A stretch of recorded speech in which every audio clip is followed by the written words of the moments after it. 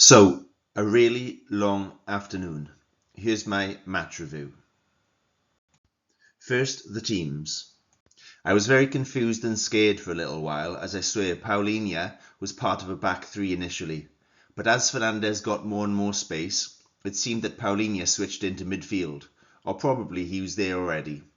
I was just so pleased that it wasn't a three at the back, as I was really worried about the space in centre midfield, and quite rightly as it turned out. An early standout was Gallagher playing as a number 10, and it nearly worked out with a chance for him. As for players to mention, it was difficult after Romero's red card. I will mention Dragusin for coming on and not messing up. I'll mention Sarr, Paulinho and Gallagher for battling for so long, and also Siemens, who felt like our one outside hope. I'll talk about tactics later, but obviously, as player annoyances, Romero. It wasn't exactly a surprise. He's done so many tackles like that and got away with them mostly. Not today. It seems unfair to mention Gray, but he was marking Fernandes for the second goal. Mind you, I could mention the whole team for the first goal. In terms of Man United's team, it was only after watching Match of the Day and their analysis I twigged that Cunha and Mbeumo were swapping positions. Fernandes was my main standout, again finding so much space with Frank not solving that problem. Mainu also had moments I was jealous of, with his passing from deep. Obviously their front three scared me every time they touched the ball, but seeing as we sat in for most of the match, there wasn't an enormous amount of space for them.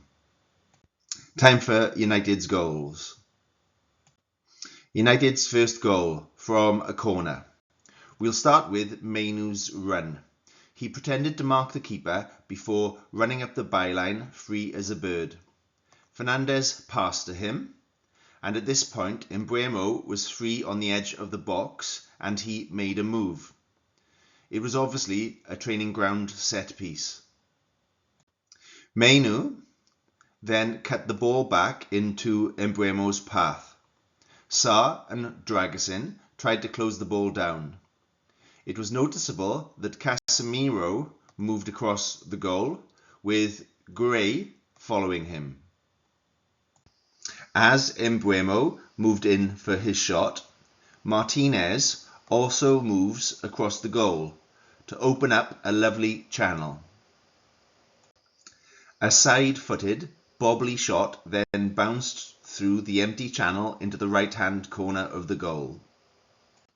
Was it being a man down that caused the goal?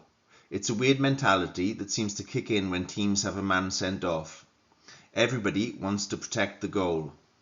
We can see at the start of the corner, close to our goal, we have 1, 2, 3, 4, 5, 6, 7, 8, 9 Spurs players, including the keeper, marking 1, 2, 3, 4, 5, 6. That's 9 Spurs players marking 6 United players. And then we see nobody marking the edge of the area, which we've seen before. We could also look at Mainu's run and Udogie and Sarr being too slow to stop him.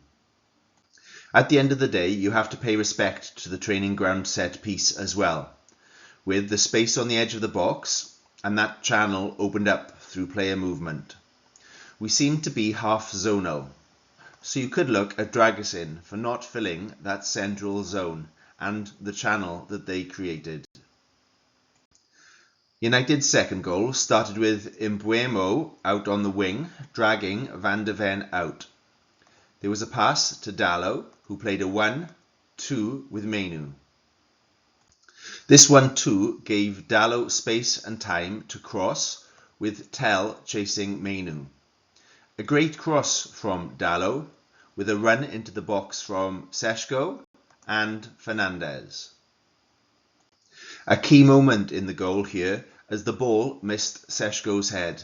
If he had touched it, then Fernandes would have been offside. So Šeško missed his header and the ball went through to Fernandes, who was ahead of Gray at the back post. Fernandes shinned the ball into the bottom right-hand corner of the goal. A few things to look at. Firstly, Van de Ven getting drawn out to follow Mbeumo. Also, our centre midfielders. We were under the cosh during the second half, and at this point 3 subs had just come on.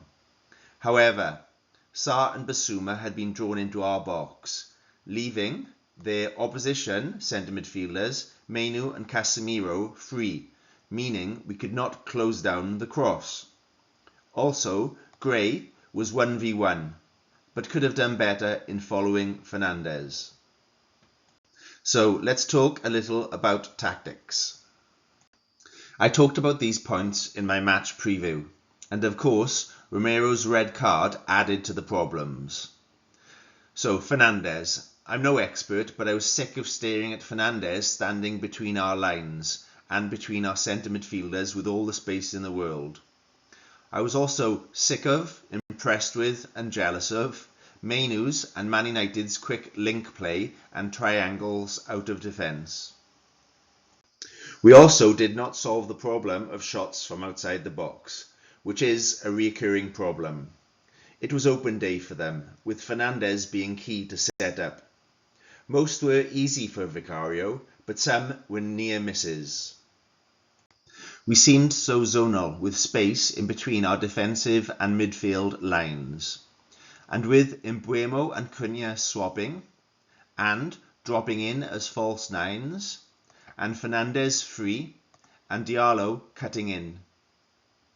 Newcastle home next, looking with trepidation below us, and 17 and 18-year-olds on the bench.